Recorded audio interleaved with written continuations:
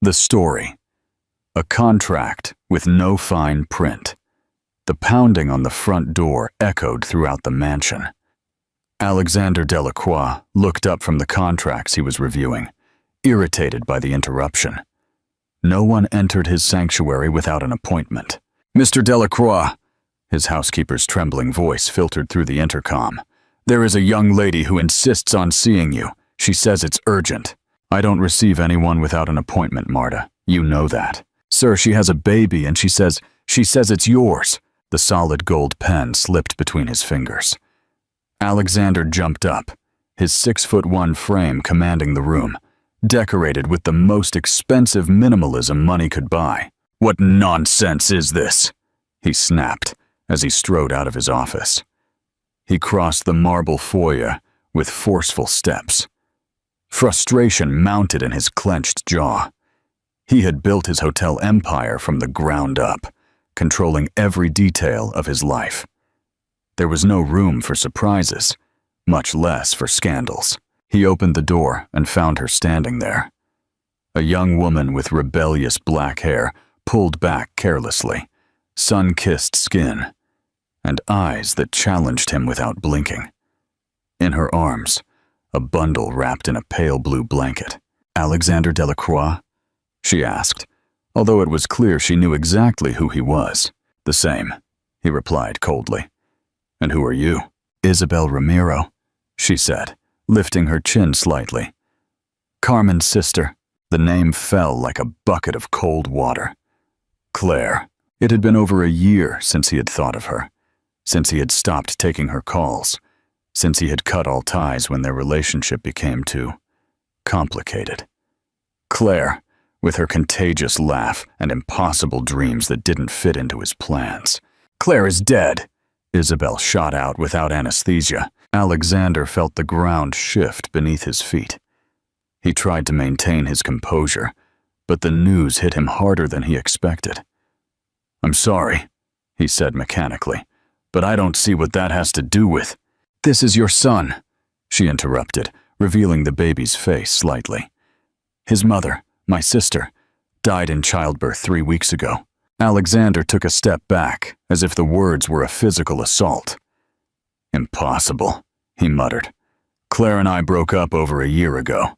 And you never wondered why she stopped looking for you?" Isabel's tone was laden with bitterness. "She was 2 months pregnant when you threw her out of your life like trash. I didn't, she never said. Did you give her the chance?" The silence that followed was answer enough. "Mr. Delacroix, is there a problem?" The honeyed voice of Victoria Montero, his current fiancée, emerged from the stairs. Perfectly dressed in a cream designer suit, her blonde hair styled in casually studied waves, her heels clicking on the marble as she descended with feline grace. "Victoria, this is not a good time," Alexander replied, his gaze fixed on the baby. "Oh, but what a charming baby."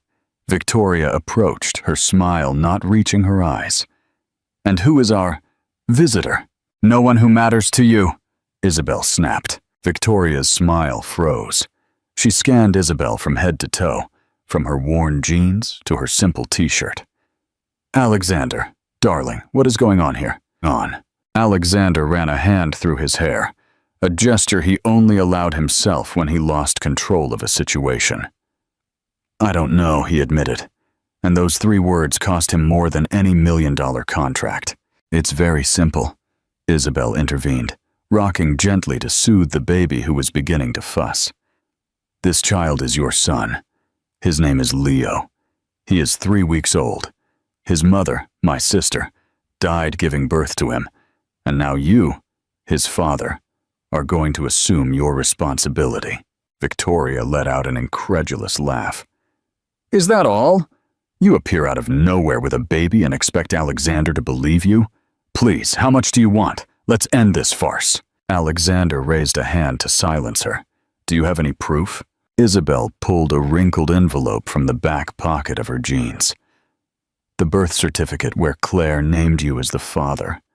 She took out a small box. "And this? The watch you gave her for her birthday. She said you would want your son to have it someday." Alexander took the watch with trembling fingers, the engraving on the back, to make every second count. This doesn't mean. DNA tests can be arranged tomorrow morning. Isabel cut him off. I have no problem. The baby's cry broke the tension of the moment. Isabel rocked him tenderly, whispering soothing words. Alexander watched, mesmerized, the small, wrinkled face peeking out from the blankets. I need time to process this, he finally said. There is no time, Isabel replied. I have to go back to work in 3 days. I can't take care of him alone, and I won't hand him over to strangers when he has a father perfectly capable of supporting him. This is ridiculous, Victoria interjected. Alexander, you can't be considering. And what exactly do you propose? He asked. Rang his fiancée. Isabel looked him directly in the eye, without blinking. Take charge, or I'll take care of making this public. Imagine the headlines.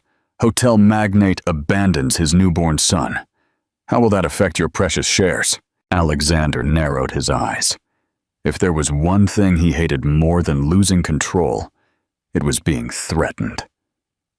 But as he looked at the baby, a strange feeling settled in his chest.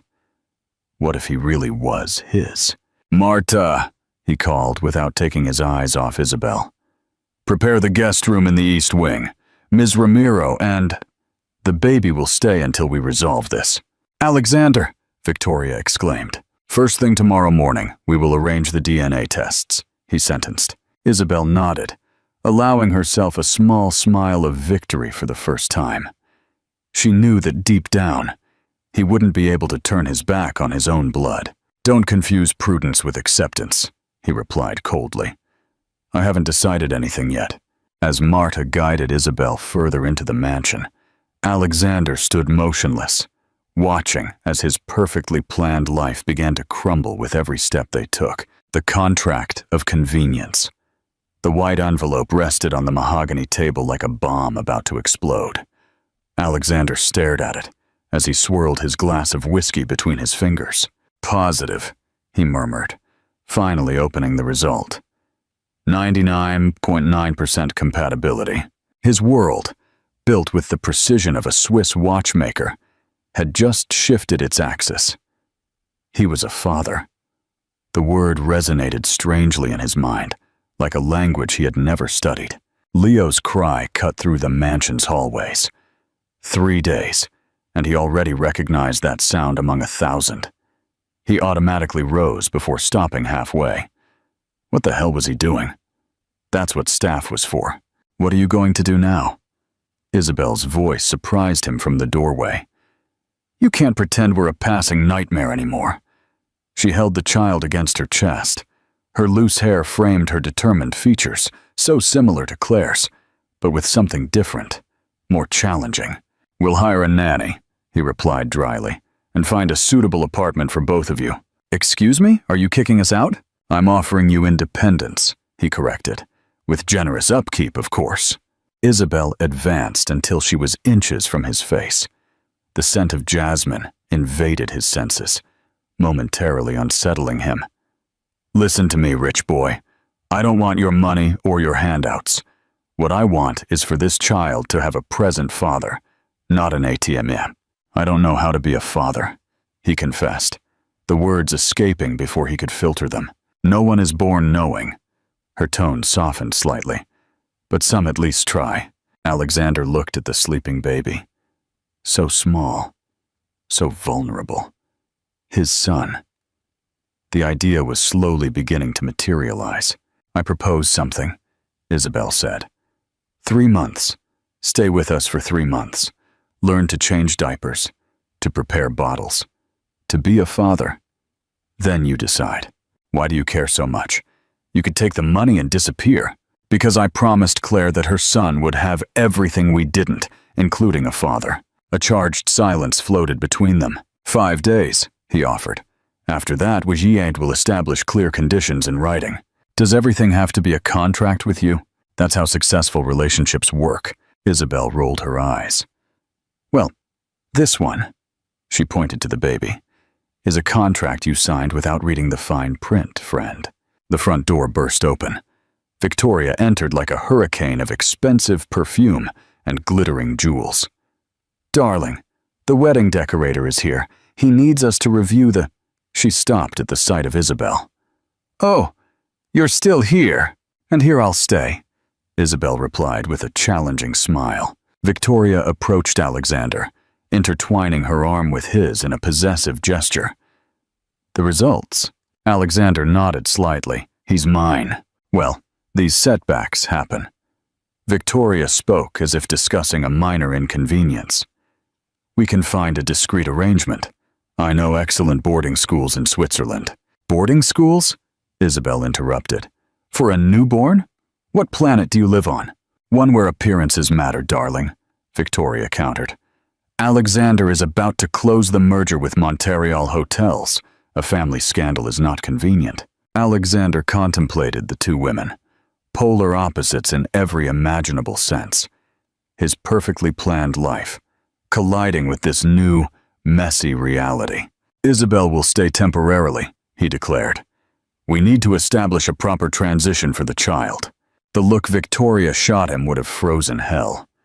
"Perfect," she said with poisonous sweetness. "I'll make sure Marta assigns them separate rooms." After Victoria's dramatic exit, Isabel let out a giggle. "Your fiancée is a gem. Does she come with an instruction manual or just a price tag?" "Not everyone was born in neighborhoods where solving differences by shouting is considered an art," he retorted tartly. "At least there, we know exactly who wants to stab us. Here, they do it with a smile." The unplanned chemistry. The following days unfolded in controlled chaos. Alexander discovered to his horror that his millimeter-precise schedule could not withstand the unpredictable rhythm of a newborn. "Hold him like this," Isabel instructed, placing Leo in his rigid arms. "He's not a porcelain vase you're going to break." "I have a video conference in 10 minutes, he protested, though his eyes never left the small face. "And he's hungry now. Who do you think wins?" By the fourth day, Alexander had canceled 3 meetings, appeared with milk stains in an international video conference, and slept less than during any hostile negotiation. "This is unsustainable," he growled, preparing a bottle at 3 in the morning. Isabel watched him from the doorway, a smile playing on her lips. "You've almost mastered it. You just need to do it without that face like you're defusing a bomb." Something in his chest loosened when he managed to get Leo to take the bottle without crying. "We need clear rules," he said without looking up. "An agreement that benefits everyone." Isabel moved closer, accidentally brushing his arm as she bent toward the baby. "Do you always reduce everything to numbers and clauses?" "It's what I know how to do." "Well, you're going to have to learn new tricks," she whispered. "Hearts don't operate on contracts." On the 5th day, the document was ready. Alexander spread it on his desk, as Isabel read every line carefully. "Joint custody?" she asked, surprised. "I thought you'd want to keep your distance." "He's my son," he replied simply. Isabel continued reading until her expression changed drastically. "What is this?" She pointed to the last page. "Why is Victoria listed as an alternative legal guardian?" Alexander frowned. "I didn't put that in." He grabbed the document, examining it closely. "This wasn't in my draft." A chill ran down his spine. Someone had modified the contract without his knowledge. His eyes met Isabel's, sharing a common concern for the first time. "It seems your fiancée has plans of her own for our son," she said, the threat implicit in her words. 2 weeks later, the Delacroix mansion was unrecognizable. Multicolored toys dotted the impeccable minimalism. Sterilized bottles occupied the designer kitchen. And Alexander, the feared hotel magnate, wandered the halls with dark circles under his eyes and an involuntary smile whenever Leo grabbed his finger. "You're telling me you canceled the meeting with Japanese investors to attend the child's medical checkup?" Robert, his partner and best friend, had a look of utter disbelief. "Who are you, and what did you do with Alexander Delacroix?" Alexander adjusted his tie, trying to regain some of his professional dignity. "It's an important checkup. The pediatrician needs to verify his development. And for that, there are people who hire nannies, Robert replied, observing him curiously. Not magnates who sacrifice millions for changing diapers. No one is changing anything, Alexander lied. Just supervising. A feminine laugh interrupted his false composure. Isabel appeared in the doorway, radiant in a simple dress that highlighted curves Alexander had begun to notice more than was acceptable. Supervising, she repeated playfully. Is that what you call chasing me with wet wipes while shouting, "Don't wipe him like that," as if the world were ending? Robert almost spat out his coffee. I have to meet this woman. He extended his hand. Robert Mendoza, partner of the control freak in front of you. Isabel Ramiro, official nightmare of the maniac, she replied, shaking it. Shouldn't you be preparing Leo's bath? Alexander interrupted, suddenly uncomfortable with the instant camaraderie. It's ready, boss, she winked. But I thought you'd want to do it yourself, since you're such a supervisor. The challenging gleam in her eyes triggered something primal in him. In fact, yes. He took the baby from her arms in a fluid motion, surprising her. Robert, we'll reschedule for tomorrow. His partner watched the exchange with a fascinated expression. Of course, the fate of an empire can wait for paternal supervision. When they were alone, Isabel crossed her arms. What got into you? Robert seemed nice. Too nice, Alexander muttered, instantly regretting it. Wait, are you jealous? Her face lit up with glee. Good heavens, the great Alexander Delacroix, jealous of a conversation. Don't be silly, he replied, concentrating exaggeratedly on measuring the water temperature. I'm only looking out for Leo's interests. How does Leo benefit from you being a grouch with my first human contact in weeks? Alexander met her gaze. You don't need human contact. You have Marta, Miguel, me. He moved dangerously close. You're my human contact now. Because as far as I recall, you spend the day avoiding me, except when it comes to the baby. He was lying. He had been looking for excuses to be near her for days. He watched her discreetly as she sang lullabies. He found himself thinking about her witty retorts during crucial meetings. Leo's bath unfolded in a charged silence. Their hands brushed in the warm water, causing a current that had nothing to do with the temperature. You learn fast, Isabel conceded, when Alexander perfectly wrapped the little one in the towel. I had a good teacher, he replied, his voice softer than intended. Something changed in the atmosphere. A different tension, denser, more dangerous. The confession and the kiss that night. The call Alexander had been expecting finally came. Did you investigate what I asked? Yes, sir, his head of security, Charles, replied. Ms. Montero has been meeting with your ex-wife's lawyer. Apparently they plan to challenge any custody arrangement you establish. Thank you, Charles. Increase discreet security around the mansion. He went out to the terrace, needing air. He found Isabel gazing at the ocean, her silhouette outlined against the full moon. Leo finally fell asleep, she said without turning around. I think he knows your house better than you do. Our house, he corrected, surprising himself. While you're here, Isabel turned, the sea breeze playing with her hair. Alexander Delacroix sharing territory. The world must be ending. Don't mock me, he approached, leaning on the railing next to her. I'm trying. I know, her voice lost its joking tone, and you're doing better than I expected. Their eyes met, sincere for the first time. Victoria is plotting, he confessed abruptly. She wants Leo's custody. Why? She doesn't even care about him. My last name opens doors. A Delacroix heir is valuable merchandise. Isabel paled. Over my dead body, she whispered fiercely. No one is going to use my nephew as a bargaining chip. No one will. He placed his hand over hers. I promise you. The contact sent waves of heat up his arm. He should pull it away, maintain distance. Instead, their fingers intertwined. Why did Claire never tell me about the pregnancy? He asked in a broken voice. Isabel sighed deeply. She tried. She called you for weeks. When you finally answered, you told her you didn't want sentimental complications in your life. The memory hit him like a punch. A call hastily dispatched while he was closing the merger with Montreal Hotels. I didn't know. She didn't know then either, Isabel completed. Her eyes sparkled with contained tears. She found out the next day. She decided that if she wasn't worth enough to you, her son wouldn't beg for attention. I would have answered. His voice sounded strange, choked. If I had known. Would you really? She challenged him. Or would you have sent a monthly check to silence your conscience? The question floated between them, painful, honest. I don't know, he finally admitted. But I know what I would do now. Their faces were dangerously close. He could count the freckles on the bridge of her nose, feel her ragged breath. And what would you do now? She whispered. It was impossible to determine who moved first.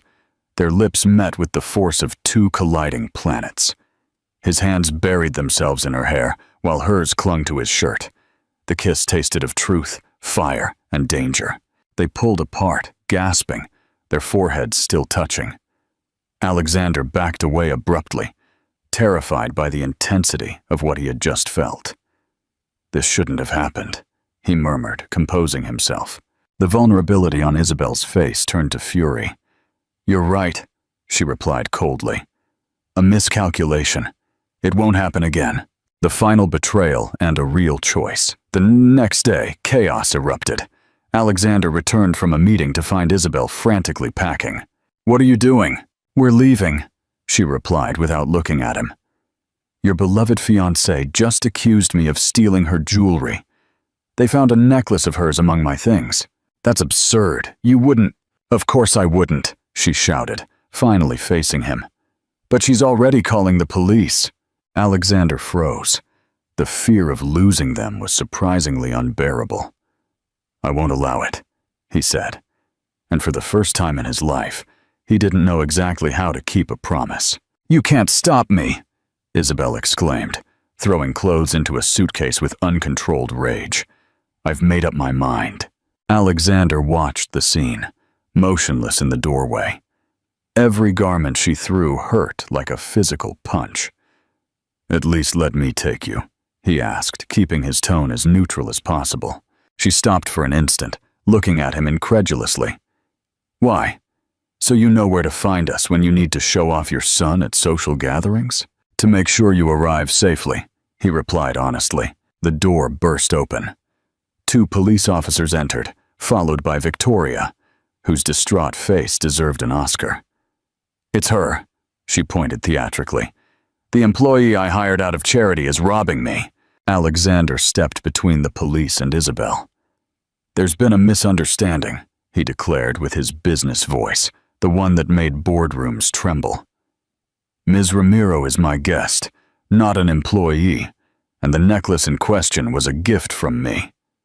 The lie flowed with surprising ease. Victoria paled. Alexander, darling, what are you talking about? That necklace belonged to my grandmother. I have the receipt in my office, he continued impassively.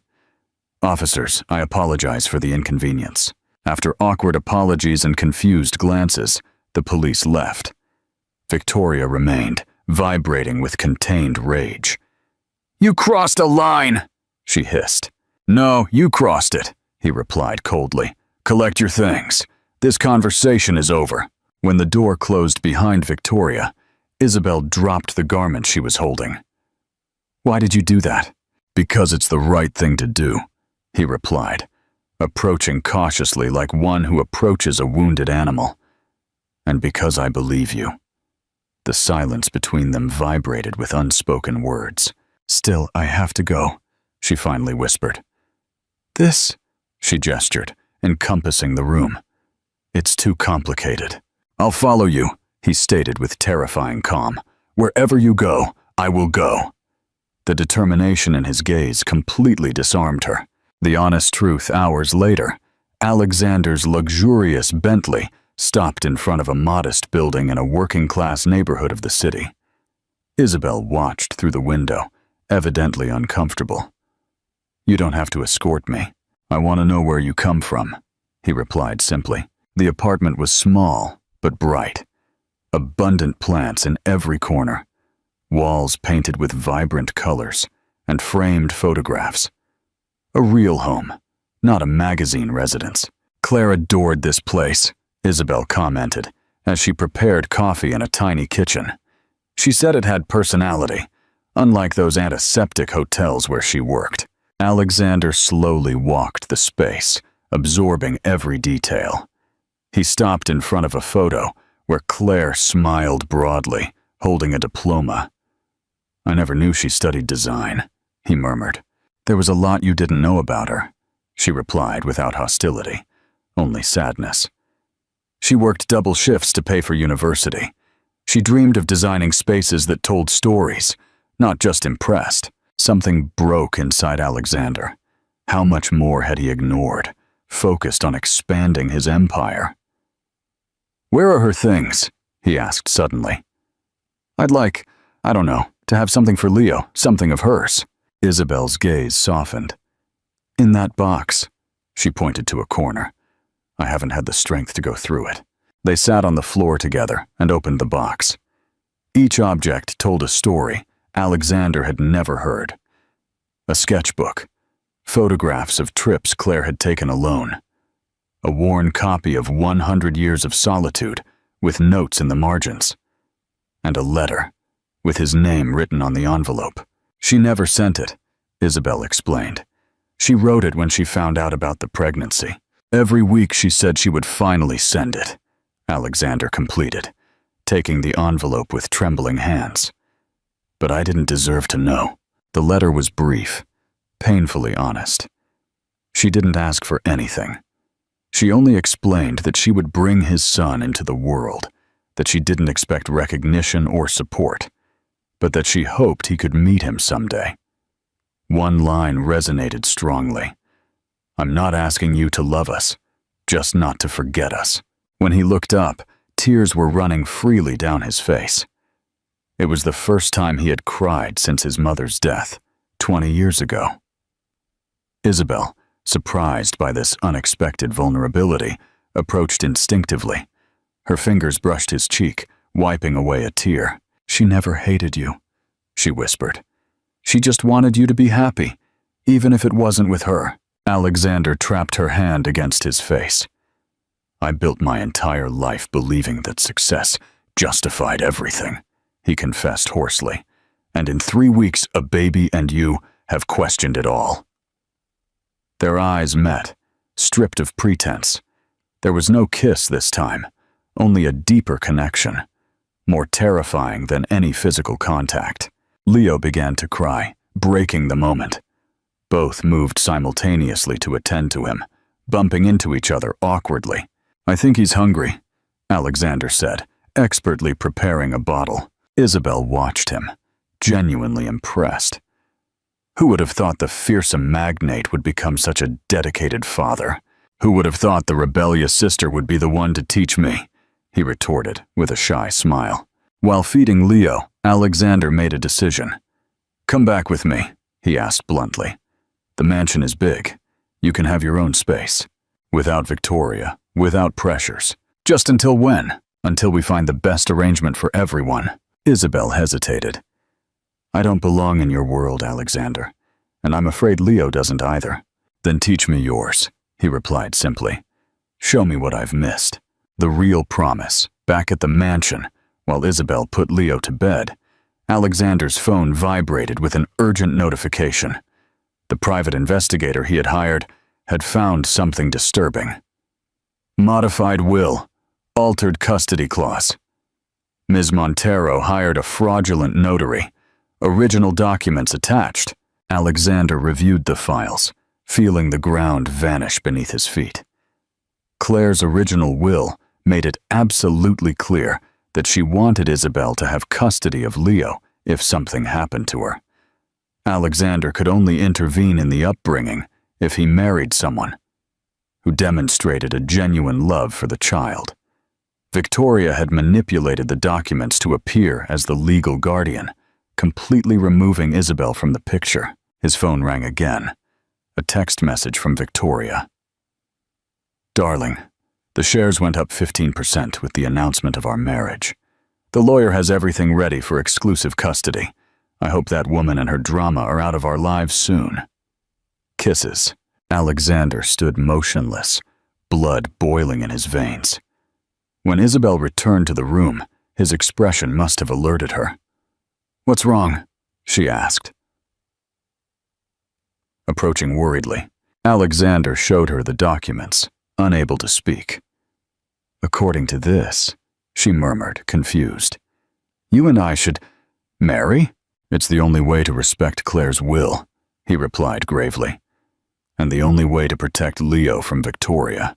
Their eyes crossed, the weight of the proposition floating between them like a storm cloud. "You're asking me to marry you, Alexander Delacroix?" she finally asked, a mix of sarcasm and shock in her voice. "I'm proposing a temporary agreement," he clarified, trying to sound practical despite the inexplicable accelerated beat of his heart. "For Leo's sake." Isabel studied him carefully, as if evaluating whether this was another manipulation. "A marriage of convenience," she concluded. "So everyone gets what they want." "Exactly," Alexander nodded, ignoring the strange disappointment that washed over him. The unscripted kiss. The municipal courthouse looked strangely small for an event that changed everything. Isabel nervously adjusted the simple white dress she had bought that morning at a department store. Beside her, Alexander signed documents with the same concentrated expression he used to close multi-million-dollar mergers. "The rings?" asked the judge, a middle-aged woman with a skeptical gaze. Alexander pulled out a small blue velvet box. Isabel held her breath. They hadn't talked about rings. "I hope it's to your liking," he murmured, as he slid a simple silver band with a single small diamond onto her finger. It wasn't ostentatious or flashy. It was perfect. "When?" she began. "This morning," he replied, avoiding her gaze. It seemed appropriate to maintain certain formalities. Her fingers trembled slightly as she placed his on him. "By the authority vested in me by the state, I declare you husband and wife," the judge announced mechanically. "You may kiss the bride." They looked at each other, paralyzed. They hadn't considered this crucial detail. Alexander leaned in slowly, his lips barely brushing hers in a kiss as brief as a whispered promise. Yet the electric current that ran down her spine was anything but brief. "Congratulations, Mr. and Mrs. Delacroix." The lawyer's voice broke the spell. "All documents are in order." As they left the courthouse, a shower of flashes momentarily blinded them. "Alexander! Alexander!" the reporters shouted. "Is it true you dumped Victoria Montero for your ex-lover's sister? How long have you been seeing each other in secret? Is the son really yours, or is it a plan to access the Delacroix fortune?" Alexander protectively circled Isabel's waist, guiding her toward the waiting limousine. "We weren't prepared for this," he apologized once inside the vehicle. "I should have considered it." Isabel still felt the warmth of his hand on her waist. "How did they know?" "Victoria, probably," he replied bitterly. "Her family has contacts in all the media." Alexander's phone wouldn't stop vibrating. Calls from partners, clients, friends. The news was spreading faster than a Caribbean hurricane. By sunset, all the television networks were talking about the hotel magnate's scandalous lightning marriage. Social media was ablaze with speculation about the mysterious woman who had conquered the most sought-after bachelor in the business world. "The magnate marries his ex's sister and mother of his child," Robert read over video conference. "I must admit, Alexander, when you decide to change your life, you do it spectacularly." "I'm only protecting what is mine," he replied in a neutral tone. "And what exactly is yours now?" his friend asked perceptively. "Only the child, or also his aunt turned wife?" Alexander abruptly cut the call. That night, dinner passed in uncomfortable silence. Marta had prepared a special table with candles and champagne, assuming they would want to celebrate. "I can ask them to serve in separate rooms," Alexander offered. "It's not necessary," Isabel replied, nervously playing with her ring. We must keep up appearances, right? Even here. The champagne helped dissolve the tension. One glass turned into two, then three. Soon they were talking almost normally about Leo, who was sleeping peacefully watched over by the night nanny. He has your frown when he's concentrating, Isabel commented, smiling, and Claire's smile, he added softly. But the determination is all yours. Mine? He was surprised. The way he scrunches up his face when he doesn't like something. Exactly like you when you argue with me. They both laughed, the sound strangely intimate in the too large dining room. We should discuss arrangements, Alexander said after a moment. For the night, the reality of their situation fell upon them like a bucket of cold water. I can sleep in another room, he offered. No one has to know. Isabel contemplated her empty glass. The servants talk, the journalists lurk, and I know enough about your world to know that any crack in our story will be exploited by Victoria. She looked up, determined. We'll share a room. It's the most logical thing. If only it had been just logic that motivated her decision. Maybe they could have feigned indifference upon entering the master bedroom together. But when Alexander closed the door behind them, the electricity in the air had little to do with convenience. The bathroom is over there, he pointed unnecessarily. You can get ready first. Isabel felt the tension, clinging to her toiletry bag like a lifeline. Under the hot shower, she tried to control the whirlwind of emotions consuming her. It was an agreement, a contract. Nothing more. Upon emerging, wrapped in simple cotton pajamas, she found Alexander contemplating the city from the window. He had taken off his tie, and the top buttons of his shirt revealed the tanned neck she had avoided looking at too much. Your turn, she murmured, walking past him. The accidental brush of their arms triggered a mutual shudder. Alexander gently captured her wrist. Isabel. His voice sounded strange, almost vulnerable. This doesn't have to. Her lips interrupted his words. An impulsive kiss, born of weeks of accumulated tension, stolen glances, shared moments with Leo. Alexander responded instantly, wrapping her in his arms. There was no longer any charade to maintain, no excuses to offer. Just two people yielding to an attraction they had denied from the first moment. Hands roamed forbidden territories, discovering, exploring. Clothes fell to the floor in abandon. Promises were whispered against burning skin. This complicates things, Isabel gasped as he traced constellations on her neck. Everything has been complicated since you showed up at my door, he replied, lifting her into his arms toward the bed. What followed was a pact unlike the one signed hours earlier, a contract sealed with sighs and whispered names in the dark. The perfect merger of two seemingly incompatible worlds. The choice of the heart. With the first light of dawn, Isabel gazed at Alexander's sleeping face, without the corporate mask, without active defenses.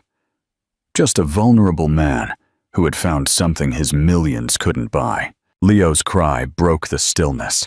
Instinctively, they both woke up at the same time.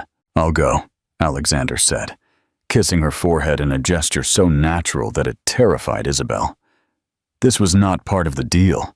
Feelings were not in the clauses. When he returned with the baby, the image hit her with unexpected force. Alexander holding Leo, both in the soft morning light, both looking at her with a different version of the same face. A family. The word resonated in her mind, forbidden and dangerous. The phone chime broke the bubble. Alexander's expression transformed as he read the message. Victoria, he said in a tense voice. She requested an emergency hearing. She claims to have proof that our marriage is fraudulent, and that the original will was altered. What? Isabel felt the floor vanish. But we have the original documents. They mysteriously disappeared from my lawyer's office this morning, he completed grimly. She is one step ahead. Isabel instinctively hugged Leo, panic growing inside her. What can we do? Alexander looked at her with an intensity that burned. Fight. Together. The together resonated in the space between them, laden with unspoken promises and unconfessed fears. Was it only for Leo? Or was there something more they both refused to name? The office of Judge Peterson was buzzing with tension. On one side, Victoria shone in an ivory pantsuit, her lawyer deploying documents with surgical precision. On the other, Alexander and Isabel presented a united front, their hands intertwined under the table. Your Honor, we request the immediate invalidation of this fraudulent marriage and provisional custody of the minor, Victoria's legal representative articulated. We have irrefutable proof that it was celebrated with the sole purpose of circumventing the biological mother's original will. The judge, a man with an impenetrable expression, nodded. Proceed. The lawyer displayed a notarized document. That this is the authentic will of Claire Ramiro, where she clearly specifies that upon her passing, custody of the child would fall to Ms. Montero, the father's formal partner at the time. It's fake, Isabel exclaimed, unable to contain herself. Order, the judge demanded. Mr. Delacroix, do you have any evidence to contradict this document? Alexander imperceptibly exchanged a look with his lawyer, who shook his head. We request time to gather additional evidence, Your Honor. Victoria's victorious smile lit up the room. Granted, the judge ruled. 48 hours. In the meantime, the minor will remain under joint custody of both parties. Joint! Victoria shrieked. But the child must be in a stable environment. My decision is final, Ms. Montero, he replied sharply. Either joint or exclusively with the Delacroix until final resolution. Rage momentarily disfigured Victoria's perfect face before she regained her mask of maternal concern. Upon leaving the courthouse, Isabel was trembling uncontrollably. What if we don't find anything? What if they take Leo away from us? Alexander pulled her toward him, completely ignoring the photographers. It won't happen, he promised. There's something that doesn't add up to all this. The unraveling plot. In the mansion, Alexander disappeared into his office, making frantic calls, while Isabel rocked Leo, trying to transmit a calm she herself did not feel. Near midnight, Robert appeared with a triumphant expression and a folder under his arm. I have it, he announced, entering the study. The money trail never lies. Alexander spread the documents on the desk. Bank transfers, phone records, recovered messages. Victoria has been in contact with that notary since before Claire passed away, Robert pointed out, and she paid a considerable sum to someone inside the hospital where she gave birth. The hospital? Isabel interjected, having quietly entered. Why? To access your sister's medical record, Alexander replied, the pieces finally fitting together. She needed to know who the father was before devising her plan. There's more, Robert added. The original will indeed disappeared, but the digital copies did not. Here it all is, The restored document confirmed Claire's will. Isabel would be the primary guardian, with Alexander as the recognized father with full rights, only if he demonstrated true interest in the upbringing. This proves Victoria forged the will, Alexander concluded. But we need to know why so much interest in a baby she doesn't even like. Isabel, who was intently reading the final pages, suddenly paled. For this, she pointed to a clause. Claire was a beneficiary of a family trust. Upon her death, all funds passed directly to Leo, administered by his legal guardian until he reaches adulthood. Alexander froze. How much are we talking about? $12 million, Isabel replied in a whisper. She never mentioned it. Typical of Claire, to keep the important things to herself. With new determination, they prepared their strategy for the next day. Robert took charge of coordinating with the prosecutor, while Alexander and Isabel took turns trying to rest, constantly watching Leo. At dawn, Alexander found Isabel asleep in the armchair next to the crib, her hand still resting protectively on the little one. For an instant, He contemplated the scene with an emotion he had never experienced. It wasn't simple affection, not even desire. It was belonging. He gently touched Isabel's shoulder to wake her. "Time to get ready," he whispered. "Today we end this." She nodded, still drowsy, and Alexander couldn't resist the temptation to kiss her. A kiss different from the physical passion of previous nights. One laden with promise. The second hearing was brief and devastating for Victoria. The judge heard the evidence presented by the prosecutor, reviewed the documents, and ruled without hesitation. This court grants full custody of Leo Delacroix Ramiro to his legal guardians, Alexander Delacroix and Isabel Ramiro Delacroix. All claims by Ms. Montero are dismissed, and an investigation is ordered for document forgery and procedural fraud. Victoria's face went from disbelief to visceral hatred in seconds.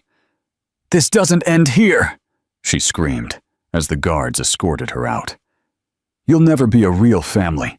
It's all a farce, and you both know it." Her words, though born of spite, struck a truth they had both avoided confronting. More than a contract. Back home, the victory felt bittersweet. Leo slept peacefully, oblivious to the drama he had involuntarily starred in, while they remained in uncomfortable silence. "We should celebrate," Alexander finally proposed, pouring 2 glasses of wine. "We won." "Yes," Isabel replied distractedly. "Leo is safe." "But?" he inquired, perceiving the doubt in her voice. She sighed deeply. Victoria was right about one thing. This started as a farce, a convenient arrangement. Alexander left his glass untouched. "It started. I no longer know what is real and what is part of the agreement," he confessed, avoiding her gaze. "Are the kisses, the nights together, genuine or just performances to strengthen our alibi?" The question floated between them, heavy and urgent. Alexander tried to answer, but the words refused to come out. All his life he had negotiated, calculated risks, evaluated benefits. He had never had to translate feelings into concrete terms. "I need to know," Isabel insisted. "What am I to you? Your son's aunt? A wife of convenience? A temporary affair? Are you?" he began, but the phone abruptly interrupted them. The call lasted barely seconds, but Alexander's expression turned to pure panic. "Leo," he stammered. "He has a very high fever. The nanny is taking him to the emergency room." The world stopped. All pending questions, doubts, and confessions evaporated before the single undeniable truth. They both desperately loved that small being. They rushed to the hospital as if their own lives depended on it. In the pediatric emergency room, the sight of Leo connected to monitors, his little face flushed with fever, devastated them. "Acute respiratory infection," the doctor explained. "We need to act quickly." The longest hours of their lives passed in that aseptic waiting room, and it was there, under the fluorescent lights, that all pretenses fell. "If something happens to him," Isabel whispered, tears streaming freely. Alexander wrapped her in his arms, his own face wet. "Nothing is going to happen to him," he promised. "He's strong, like his mother, like his aunt."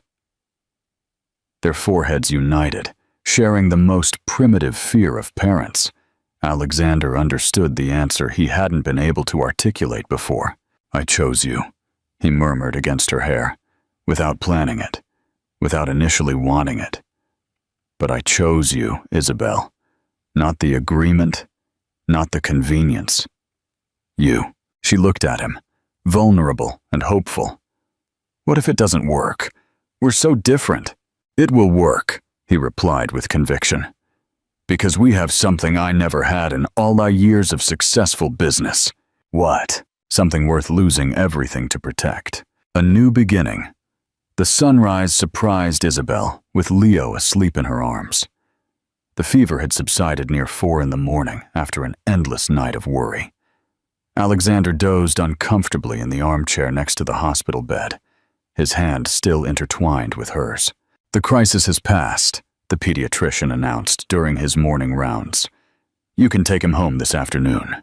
Relief floated in the air like a physical presence. "We need to talk," Isabel murmured when they were alone again. "About what you said last night." Alexander sat up, suddenly alert. Every word was true. "It was a moment of vulnerability," she replied, cradling the little one. "Fear can confuse us." "Or clarify everything," he countered, moving to sit on the edge of the bed. Victoria, the will, the fights, all that was noise. Tonight, watching Leo fight, I understood what really matters. His fingers delicately traced the cheek of the sleeping baby. "I always believed that success was measured in acquisitions and mergers," he confessed. "I never understood why Claire valued the simple things so much. A home-cooked meal, a sunset. It seemed insufficient to me." A sad smile curved his lips. "Now I understand that it was me who failed to see the fundamental." Isabel watched him in silence, her heart debating between hope and fear. "You're speaking from the emotion of the moment," she finally said. "In a few weeks, you'll remember that we belong to different worlds, that only Leo unites us." "I propose something," Alexander replied, taking her chin softly. "Let time decide who is right, without pressure, without 5-year plans. Just the three of us discovering who we are together." Isabel's eyes shone with contained tears. "And what if we decide it doesn't work?" "Then we will separate, knowing we genuinely tried," he replied honestly. "But at least we will have lived something real, not a convenient farce." The proposal floated between them, so different from the contracts and agreements that had defined their relationship until then. "Agreed," she finally accepted. "But I need space to think, to be sure this is not just gratitude or temporary relief." Alexander nodded, respecting her request. 3 days later, Isabel was packing a small suitcase, while Alexander watched her from the doorway, visibly restraining his objections. "It's only a few days," she explained. "I need to put my thoughts in order, away from the mansion of your world." "Our world," he corrected softly. "That's precisely the point," she replied. "Is it really ours, or am I just on an extended visit?" When the taxi arrived, Alexander carried Leo, showing him how to wave goodbye with his little hand. "We'll be waiting for you," he said simply. The final decision. The trip to her childhood home in Veracruz was a whirlwind of memories and self-questioning. The small house facing the sea that her parents had built with so much effort now seemed shrunken, but it still represented authenticity. Dona Lupe, her lifelong neighbor, greeted her with her characteristic effusiveness.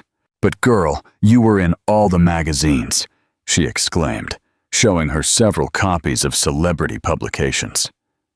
The modern Cinderella who conquered the hotel magnate. Isabel skimmed the magazines incredulously, her life turned into a romantic tale for public consumption.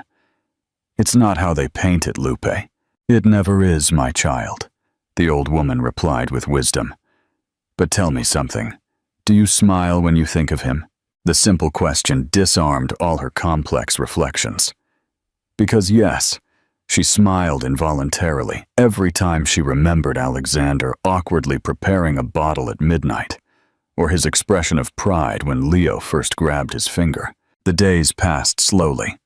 She walked on the beach, visited her parents' grave, and every night talked with Alexander via video call to see Leo.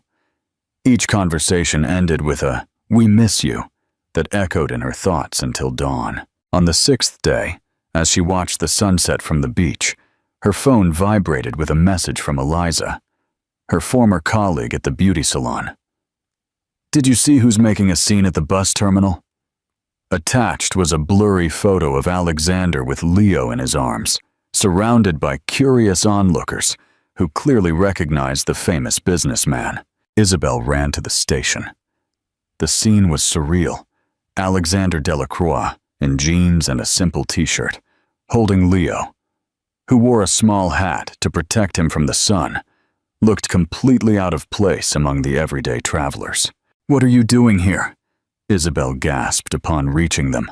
"I was going to ask you the same," he replied with a half-smile. "I thought you'd be back yesterday. I needed more time, and I needed to see you," he confessed simply. "We both did." Leo happily cooed upon recognizing her, reaching out his little arms toward her. "I couldn't wait any longer," Alexander continued, as Isabel hugged the little one. "These days have been revealing." "Revealing?" I felt it, and the mansion became what it always was again. An empty space with expensive objects, he explained. "I realized it was never a home until you two arrived." Isabel tried to maintain her defenses, but they crumbled with every word. "I've made a decision," Alexander declared, taking her by surprise. "I'm selling the mansion." "What? But you love that house." "I loved what it represented. Success, status," he corrected. "But I discovered that I prefer a place that has real meaning for us, a new beginning." The crowd around them seemed to have vanished. Only the three of them existed in that suspended moment. "I'm not who I was when you showed up at my door," he continued, "and I'm grateful every day for that." Isabel felt the last barriers fall. This one, vulnerable and sincere, was miles away from the arrogant businessman she had known. "There's something else," Alexander added, pulling an envelope from his pocket. "I bought a plot of land near here, facing the sea just like you always dreamed. To build that boutique hotel Claire designed in her notebooks." Isabel took the envelope with trembling hands. "How?" "I found them among her things. They were magnificent." He smiled.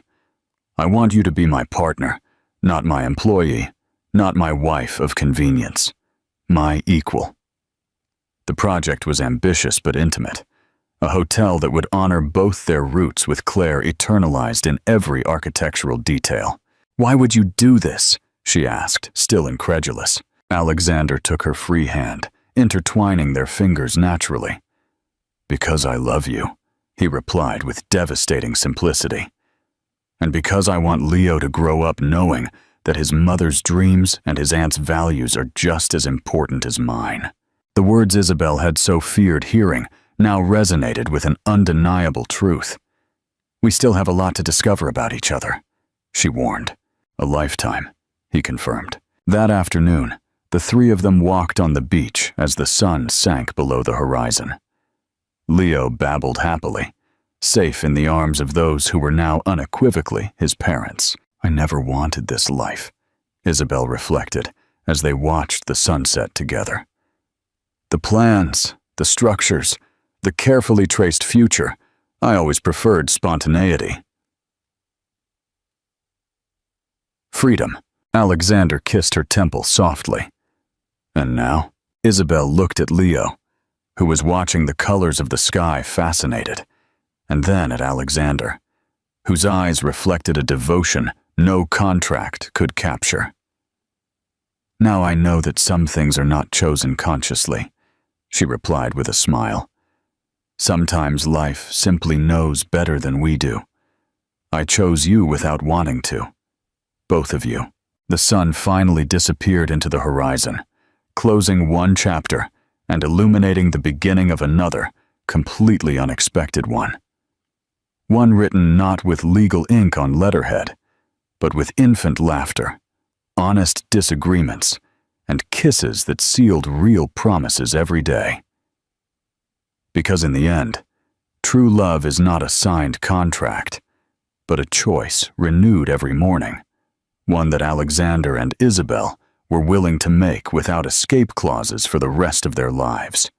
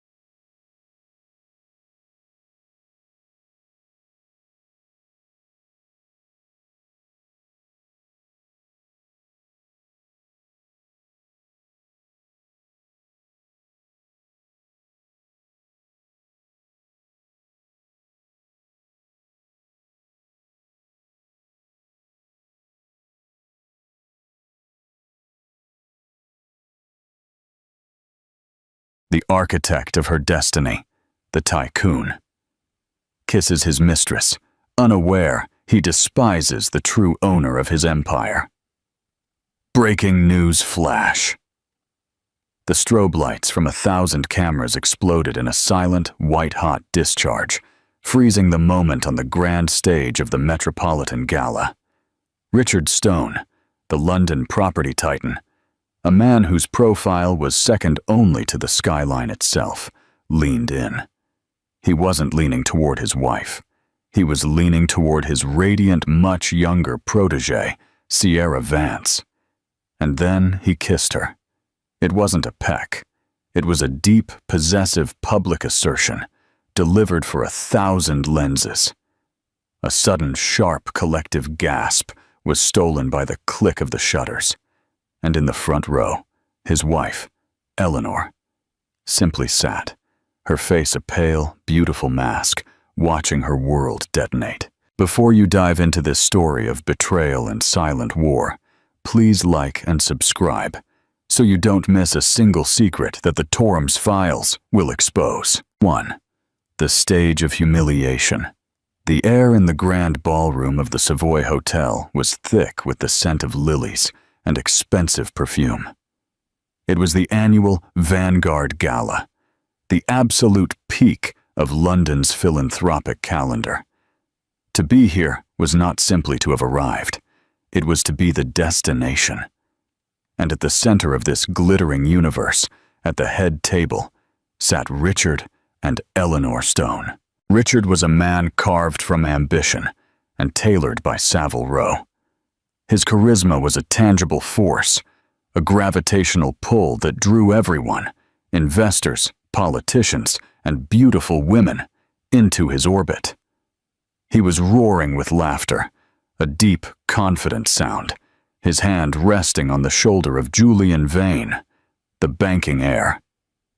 "The Legacy Tower isn't just a building, Julian," Richard boomed, his voice powerful. "It's a statement. It's my statement to this city." Eleanor watched him. She had watched him for 12 years. She was the perfect accessory, draped in a deep emerald silk gown that Richard's personal shopper had selected. It was demure and appropriate. Her brunette hair was pulled back into a bun so tight it gave her a slight headache. She was the quiet wife, the mystery, the one gossip columnists described as elegant but forgettable. She had no idea. She shifted in her seat, the silk whispering against the velvet chair. Her stomach was a cold, tight knot. This feeling had been her constant companion for 6 months, ever since Sierra Vance had joined Stone Innovations. Sierra was everything Eleanor was not. She was blonde, dazzlingly bright, and barely 25. She had been hired as a brand strategist, a vague title that seemed to involve being photographed beside Richard at every possible opportunity. Tonight, she was sitting just 2 seats away, radiant in a crimson gown that left little to the imagination. And Richard's eyes, even when speaking to Vane, kept finding her. "Eleanor, darling," purred a voice beside her. It was Genevieve Albright, a society dragon whose husband ran a rival firm. "You look serene. Richard is in such good spirits tonight. That new girl, Sierra, such ambition. Reminds me of a young Richard." The veiled insult landed as intended. Eleanor forced a small, tight smile. "Richard has always valued ambition, Genevieve. It's what built his empire."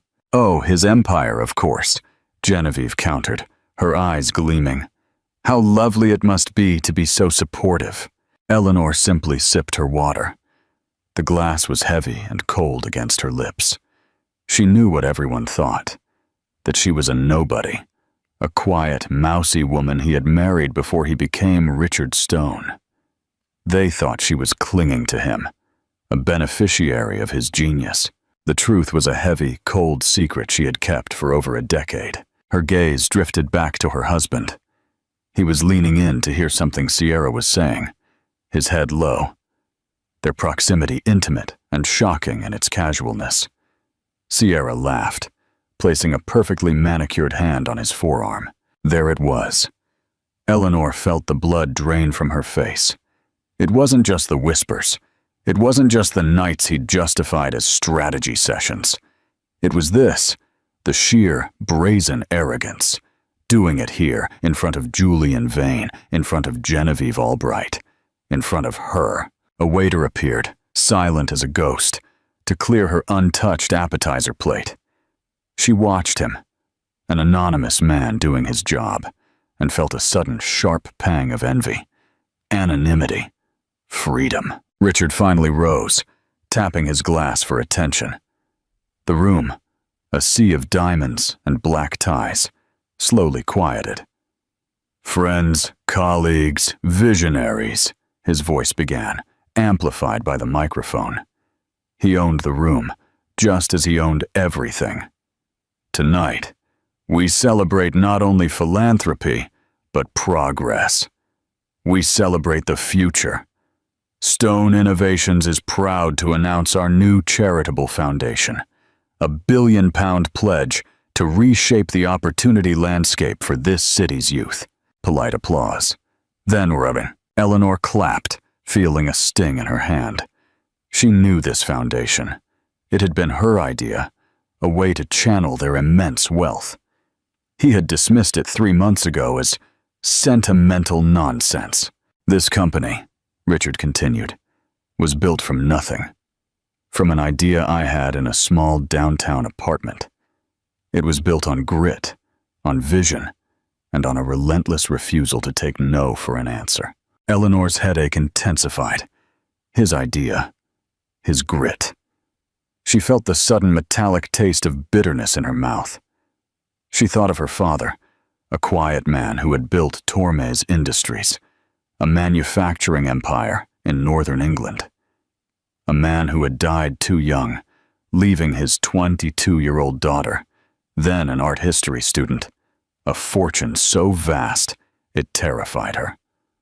A fortune she had learned to manage, to grow, and most importantly, to hide. "But no man builds alone," Richard said, flashing that $1 million smile. "You need a team. You need people who share the vision, people unafraid to push boundaries." This was it.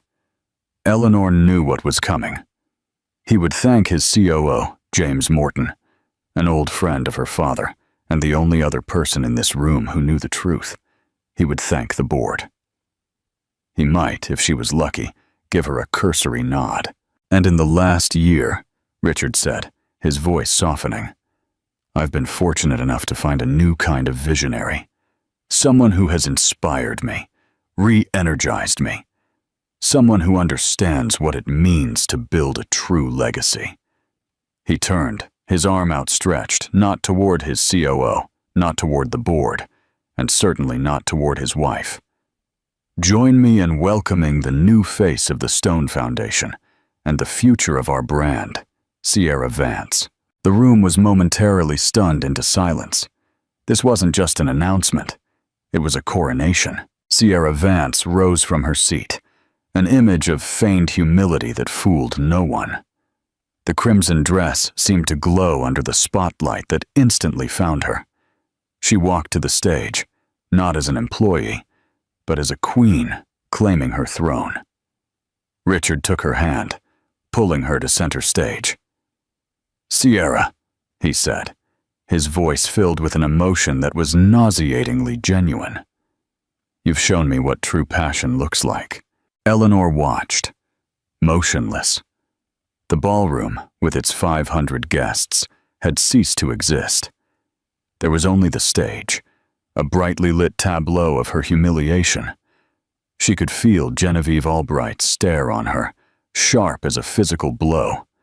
She could feel James Morton, seated further down, radiating a silent, furious energy in her direction. "And so," Richard declared, his arm around Sierra's waist, "I want to seal this new partnership, this new vision."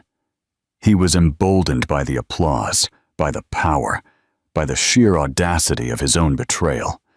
He looked at Sierra, who looked back with undisguised adoration. And then he leaned in. 2. The amputation. The kiss. It was the pop, pop, pop of the flashes that broke the spell.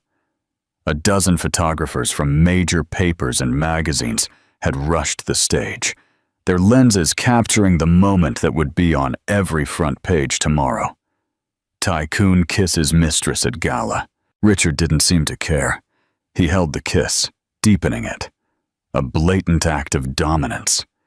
Sierra melted into him, her hand moving up to stroke his jaw. In the front row, Eleanor Stone She did not cry. She did not scream. She did not throw her glass of water, which was the only thing she truly wanted to do. Instead, she carefully placed her folded linen napkin beside her plate. She felt a strange, cold calm wash over her. It was the calm of a surgeon who has just seen the X-ray and knows with absolute certainty that the limb cannot be saved. The only option left is amputation. The applause that followed was scattered, confused, and nervous. Richard, finally breaking the kiss, raised Sierra's hand like a trophy. "The future, ladies and gentlemen!" he shouted. He turned, beaming, and his eyes finally found his wife. He was expecting... what? Tears? A supportive, pained smile? He saw neither. Eleanor met his gaze across the crowded room. Her expression was utterly blank. It was a void so deep it was more terrifying than rage. She held his stare for 1, 2, 3 seconds. Then, in one fluid motion, she stood. She didn't bolt. She didn't storm off. She turned her back on the stage, on her husband, and on the life she had endured. She began to walk, her posture perfect, her steps even and unhurried, through the sea of shocked, whispering faces.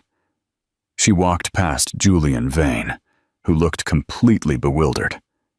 She walked past Genevieve Albright, whose jaw, for the first time in memory, was slack. Richard's smile faltered. His triumphant expression turned to confusion, then a flash of anger. "Eleanor!" His voice, for the first time, sounded uncertain over the microphone. She did not stop. She did not look back. She pushed open the grand ballroom doors, the sound of her husband's voice and the murmuring of London society drowned out as the heavy oak closed softly, definitively behind her. Outside in the hallway, the air was blessedly cool. She took her first deep breath of the night. It felt as if her lungs were expanding for the first time in a decade. Her hand, which had been perfectly steady, she pulled her phone from her clutch, not to call a car, not to call a lawyer, not yet. She had to make one call. She found the number and dialed. "James," she said, her voice low and clear, though the tremors now shook her body. "He did it. He really did it." There was a heavy sigh on the other end. "I saw it, Eleanor. I'm right behind you. What's the protocol?" "The protocol is scorched earth," James replied. "The protocol is scorched earth," Eleanor echoed. The coldness returned, freezing the tremors in her voice. "Call Alistair. Tell him to liquidate my personal holdings in the Cayman Fund. I want the cash by tomorrow morning. And schedule the emergency board meeting. 10 a.m. Monday. It's time they finally met the real investor." 3. The secret of the steal. To understand how a woman like Eleanor could be so completely erased from her own life, you had to understand the Tormes. The Tormes weren't like the Vanes or the Rothschilds. They weren't new money like Richard. They were quiet, industrial, northern money. They manufactured the steel that built the skyscrapers, the turbines that powered the cities. They didn't put their names on opera houses. They put them on ball bearings and circuit boards. Arthur Tormes, Eleanor's father, had despised the flashy glitter of London society. He had raised his daughter to be intelligent, meticulous, and above all, invisible. The loudest man in the room, he used to say, is always the weakest. True power doesn't need to announce itself. When he died of a sudden aneurysm, 22-year-old Eleanor, then an art history student at the University of Cambridge, inherited the entirety of Tormes Industries and its labyrinthine trust, valued at just over $4 billion. She was terrified. She was lost. And then, 6 months later, she met Richard Stone. He was a struggling architect, brilliant and hungry with ambition. He had designs for gravity-defying buildings, but not a penny to his name. He was dazzling. He had no idea who she was. To him, she was just Ellie Tormes, a quiet student working part-time at the university library. She fell in love, not with his charm, but with his drive. He saw the world not as it was, but as it could be. He was the architect. She believed, could be the silent benefactor. She wanted him to love her, not the Tormes fortune. So she devised a plan, utilizing her father's fiercely loyal, old family solicitor, Alistair Finch. She created a ghost. They established Aegis Holdings, a private equity firm based in a tax haven, with her funds channeled through a series of offshore accounts. It was impenetrable. The sole director and beneficiary was listed as E.A. Tormes, a name that meant nothing to the financial world. Aegis Holdings made its first investment in a promising young architect, Richard Stone. When he proposed a year later, she was ecstatic. He loved her. He had no idea. She insisted on a prenup, which he signed willingly, laughing. "I have nothing to protect, Ellie," he had told her, "and I'll soon be making so much money that I'll be the one asking you for a prenup." She had smiled and signed, keeping her £4.2 billion secret safe. For the first few years, it was perfect. He built his first boutique hotel, then his first apartment tower. Aegis Holdings was his silent, supportive partner, always greenlighting his, admittedly, brilliant proposals. He thought Aegis was a faceless European fund. Eleanor, meanwhile, played the part of the supportive, modest wife. She managed their homes, hosted small dinners, and secretly ran Aegis. She was the one who greenlit land purchases. She was the one who scrutinized zoning laws. She was the one who studied the market, funneling her father's meticulous genius into spreadsheets and risk assessments. Stone Innovations became an empire. Richard became a media god. And slowly, he began to believe his own press.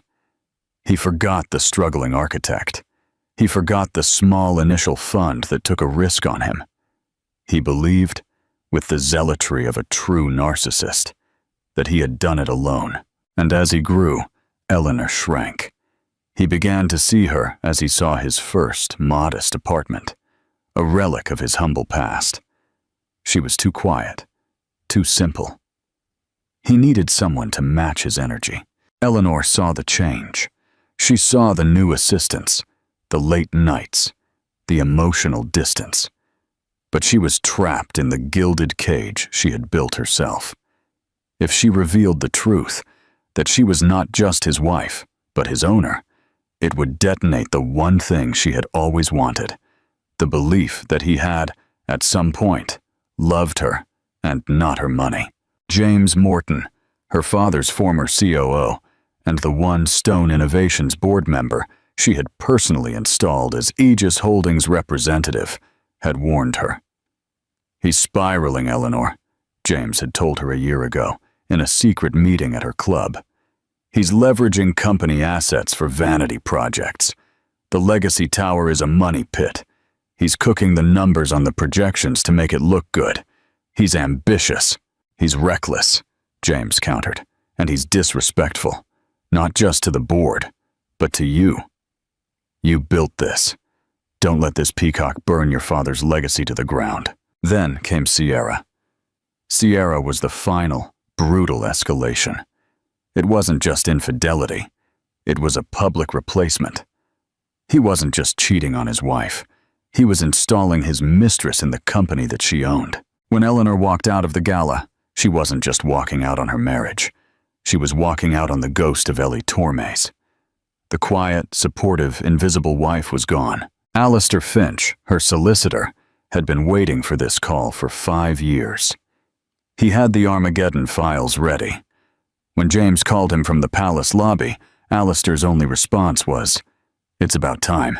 Eleanor spent the night not in their Mayfair penthouse, Richard's penthouse, but in a secure suite at the Ritz Hotel, a hotel her father had always preferred. She didn't sleep. She sat by the window, watching the lights of the city she owned, and methodically dismantled her husband's life, one email and one phone call at a time. She transferred the liquidity from the Cayman Fund to a new master account in her full legal name, Eleanor Tormes Stone. She had Alistair draft the emergency motions. She reviewed the final, devastating audit of the Legacy Tower project, proving Richard had been channeling millions into offshore accounts in Sierra Vance's name. She had shielded him from his own greed for years, quietly covering his mistakes, redirecting funds to mask his failures. Not anymore. The sun rose over Hyde Park, and Eleanor, dressed in a simple, severe charcoal suit, drank her first cup of coffee. It tasted like victory. 4. Contempt of the board, Hevel. Richard woke up on Monday morning to a splitting headache and a public relations hurricane. His phone was a nuclear bomb of missed calls and messages. The front page of the Daily Mail was a full-bleed photo of the kiss, headlined, "Mistress from Riches to Ruin. Stone dumps wife in gala scandal." Vanity Fair had an online piece titled, "The Silent Mrs. Stone Finally Speaks by Walking Out." He was furious, not with himself, but with Eleanor. How dare she? How dare she humiliate him by walking out? She was supposed to be the quiet one. She was supposed to sit there, take it, and then they'd have a civilized argument at home. She had made him look like the villain, and he stormed into the Stone Innovations offices at 8 a.m., barking at his secretary, "Get me Sierra and get me legal! Get!" Sierra arrived, looking rattled for the first time. "Richard, the press is everywhere. They're calling my family. They're saying horrible things." "Let them talk," Richard snapped, pulling her into his office. "This is a power play, that's all. Eleanor is having a little tantrum. We're going to shut it down. Today." How? By cutting her off and firing her only ally on the board, James Morton. Richard paced. His energy vibrated with malice. "He's always been her little spy. He represents Aegis. I'm calling an emergency meeting, exposing him for financial malfeasance. I'll make something up. Who cares? And I'll install Sierra in his seat." "On the board?" Sierra's eyes widened with greed. "On the board," he confirmed. "Aegis Holdings has 60%. Yes, but they are a silent partner. They have never voted against me. They vote with the CEO. That's the deal. My 30% plus the 10% from the other board members gives me the majority over Morton. He's out. You're in. And when Eleanor comes crawling back, she'll find her allowance cut and her friend fired." He was so engrossed in his own plan that he barely registered his secretary calling. "Sir, you have an email from Alistair Finch's office on behalf of Aegis Holdings." "What?" Richard grabbed the printout. It was a formal notification. An emergency board meeting had been called for 10 a.m. The agenda item, a full audit and review of the Legacy Tower project, and a vote on the removal of Richard Stone as CEO. Richard laughed. It was a cold, sharp sound. "They've challenged me. That old fool Morton. He thinks he can scare me." He looked at Sierra. "He's provoked a war he can't win. Aegis has no authority to remove me. The CEO position is unassailable." He tore up the memo. "Come on. I'm going to enjoy firing him to his face." At 9:58 a.m., Richard Stone strode into the 50th floor boardroom. It was a cathedral of glass and steel, overlooking the city he thought he owned. The board members were already there, a collection of stony-faced men and one woman, Genevieve's sister, who looked terrified. James Morton was at one end of the table, looking calm. "James," Richard said, his voice dripping condescension as he took the head seat. "A bold move, calling a meeting to overthrow me. Did you forget who I am? Did you forget who signs your checks?" "I know exactly who you are, Richard," James said, his voice even. "And I know exactly who signs the checks. Let's wait for the representative from Aegis Holdings before we begin." Richard scoffed. "Aegis doesn't send representatives. They send proxy forms, and they always vote with me. So let's get this over with." The boardroom doors opened. It wasn't a lawyer. It wasn't a banker. It was Eleanor. She was no longer the woman from the gala. The emerald silk was gone, replaced by a charcoal gray suit, severe and perfectly tailored. Her hair wasn't in a demure bun. It was pulled back into a tight, powerful ponytail. She carried a leather briefcase.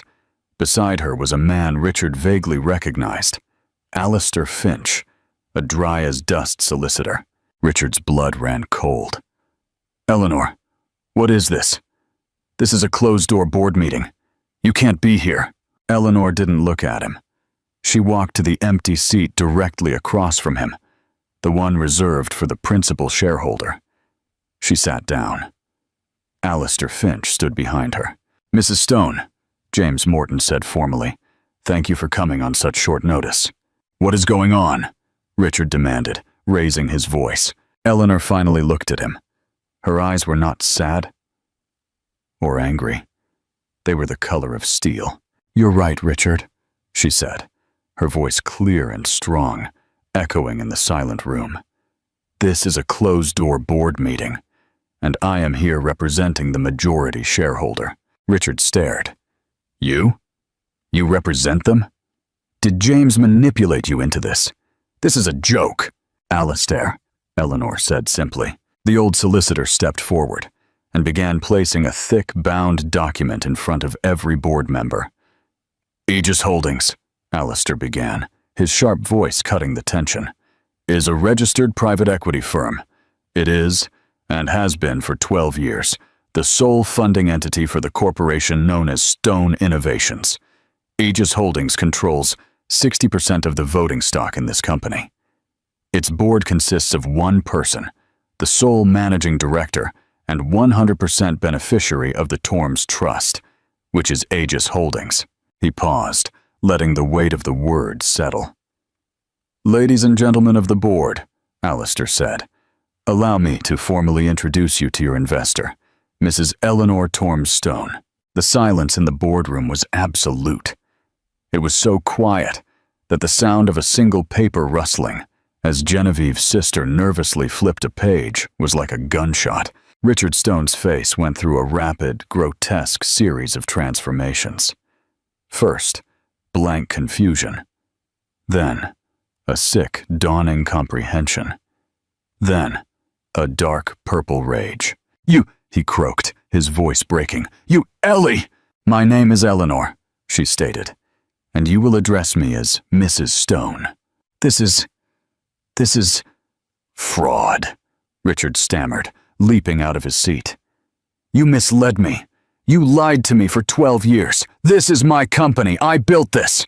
"You built nothing," Eleanor said, her voice cutting through his hysteria. "You were an architect with a blueprint. I bought the land. I paid for the steel. I funded the payroll. Stone Innovations was a subsidiary of my company, Richard, a company I allowed you to run, believing you were a partner, not a parasite." She pulled her gaze from him, addressing the stunned board. "Gentlemen, we are here today because Mr. Stone has been actively sabotaging this corporation for the last 2 years.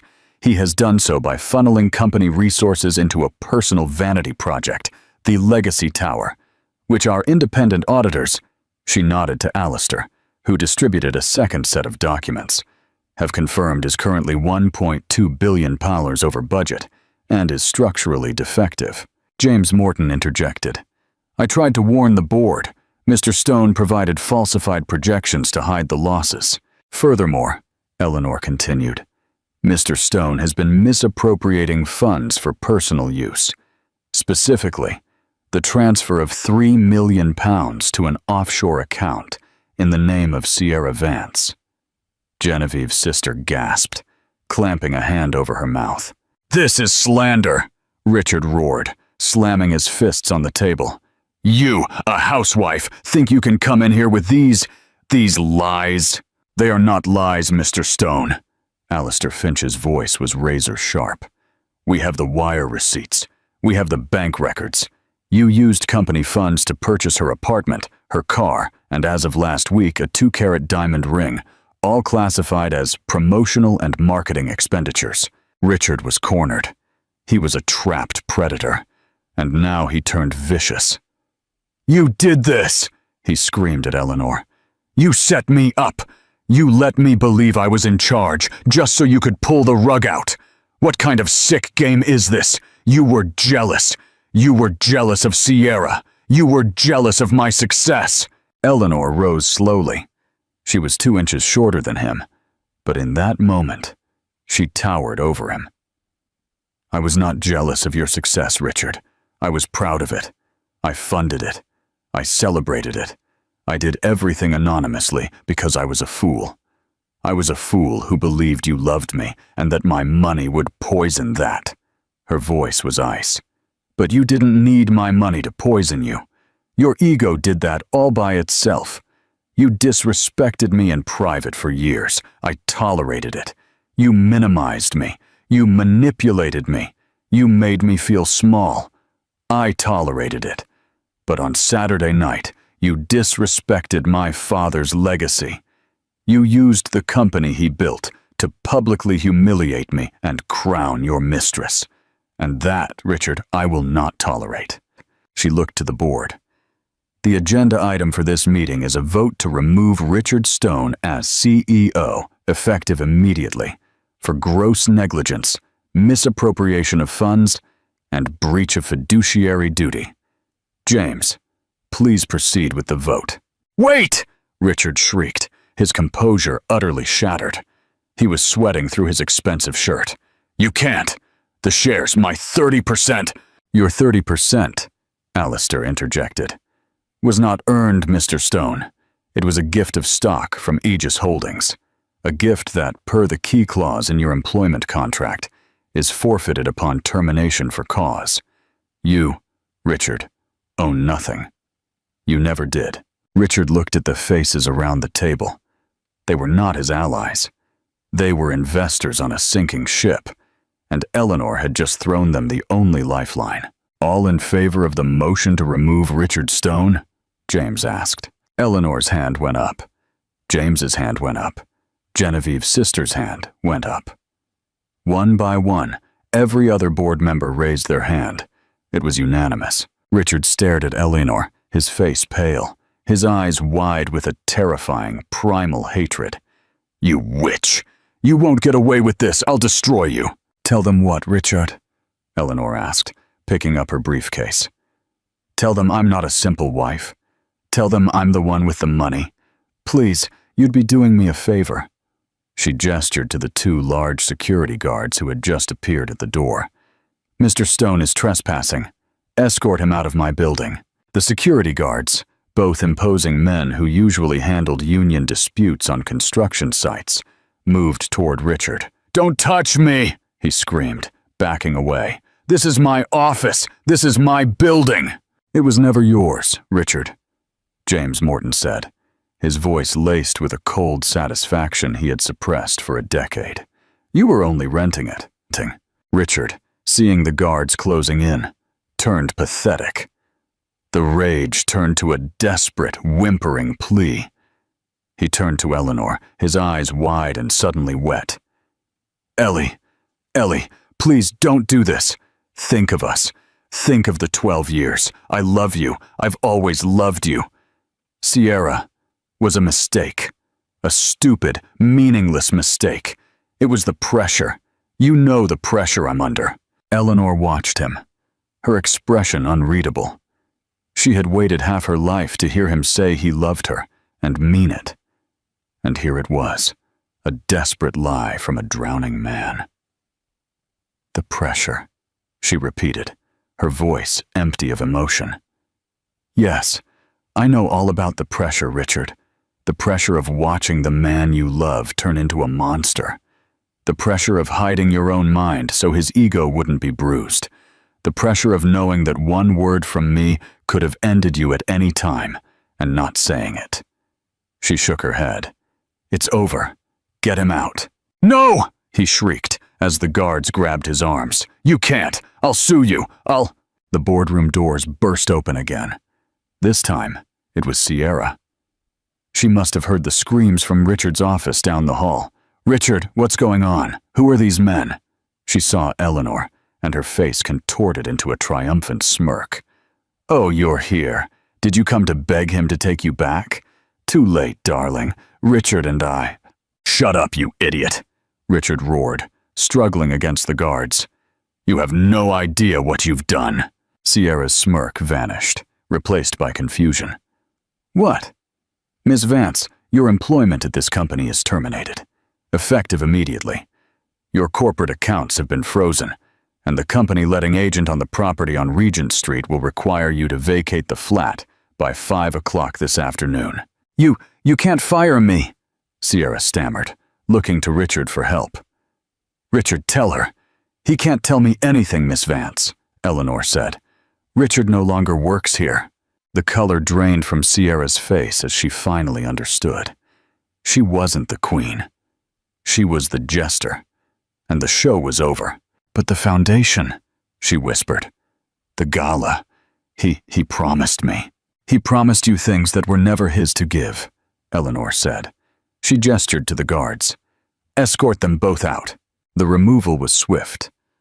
Richard, realizing his pleas were futile, reverted to rage.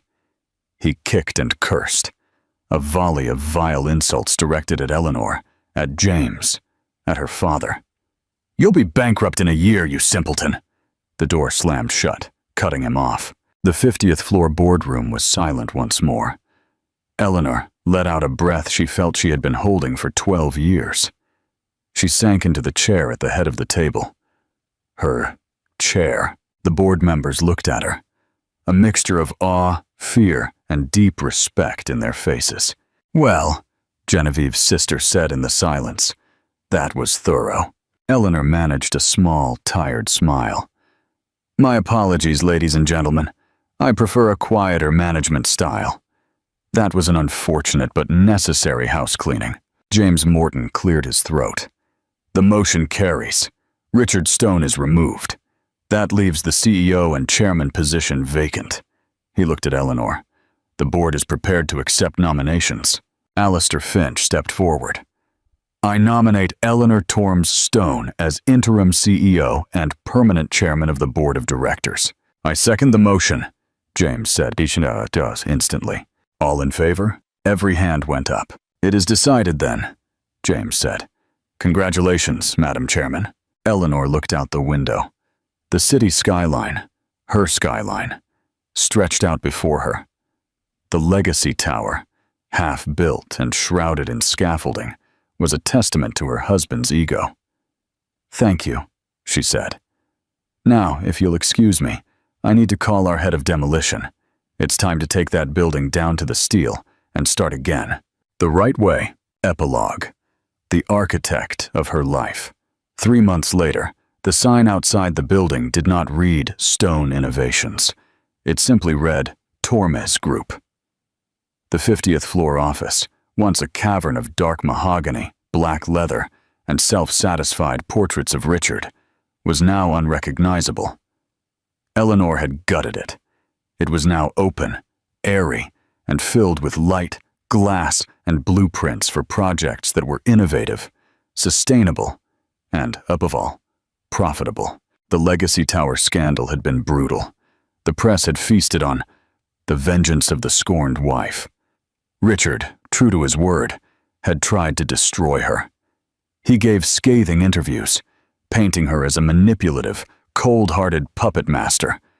It backfired, spectacularly. When Alistair Finch, on behalf of the Tormes Group, released the full forensic audit, the embezzlement, the fraud, the offshore accounts in Sierra's name, the narrative shifted. Richard was not a victim. He was a fraudster. Sierra was the laughingstock. Richard was now drowning in lawsuits, not just from the board, but from contractors, lenders, and the FCA. His 30% of shares was worthless, reabsorbed by the company. He had lost everything. The last Eleanor heard, he was living in a rented flat outside London, desperately trying to find a law firm that would take his case. Eleanor, meanwhile, had become a legend. The silent Mrs. Stone was silent no more. She was the matriarch of London, the Tormes Titan. Forbes had put her on the cover, detailing the story of the hidden multi-billion-pound fortune and the woman who had run an empire from her living room. She sat at her new desk, signing the final blueprints for the Recovery Tower project. It was being redesigned as mixed-income housing and a green tech incubator. It was a project her father would have been proud of. James Morton, now her official COO, knocked and entered. "Madam Chairman, the divorce papers. Final decree just came through from the judge." He placed the document on her desk. She looked at it. Stone v. Stone. It was done. She was, in the eyes of the law and the world, entirely her own person. "Thank you, James," she said, signing the acknowledgement. "He's contesting the prenup." "Of course," James said. "Alleges emotional distress and coercion." Eleanor laughed. It was a real, genuine laugh. "Let him. Alistair will have fun with that. Send him a £1 check for services rendered." "Services. For 12 years, Eleanor said. "He was my shadow. He taught me exactly what not to do." "That's worth something," James smiled. "Well, the new architects are here for the 2 p.m. meeting, and Genevieve Albright is in the lobby.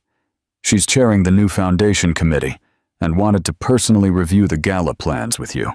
"Send her in," Eleanor said. Genevieve, once her social tormentor, walked into the office, her eyes wide. "Eleanor, this room is stunning. I love the light." "We all do," Genevieve said, her voice tinged with a new, genuine respect. "We all do." After the meeting, Eleanor stood alone by the window. She thought of that night at the gala, the humiliation, the cold knot of fear, the flashes. She had walked into that ballroom as Richard Stone's wife, an accessory, a ghost. She walked out as Eleanor Tormes. She hadn't wanted this fight. She had never wanted the spotlight. She had only wanted a partner. But Richard, in his boundless arrogance, had given her something else. He had tried to break her. Instead, he had set her free. She looked out at the city. It wasn't just the skyline. It was a canvas. And for the first time in her life, she held the paintbrush. She was no longer the silent investor. She was, and always had been, the architect. The story of Eleanor Tormes is a brutal, shocking, and ultimately empowering reminder that the quietest person in the room is often the most powerful. She didn't just take back her life. She took back her name, her legacy, and her identity. Richard tried to steal her company. He tried to steal her name. But he gave her, in his blind arrogance, the one thing she never knew she was missing: her voice. But what do you think?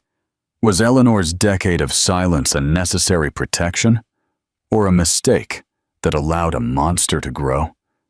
What would you have done if you were in her shoes? Let me know your thoughts in the comments below. If this story of incredible betrayal and vengeance captivated you, please hit the like button. It truly helps the channel. And most importantly, subscribe and tap the notification bell. You won't want to miss the next story we uncover.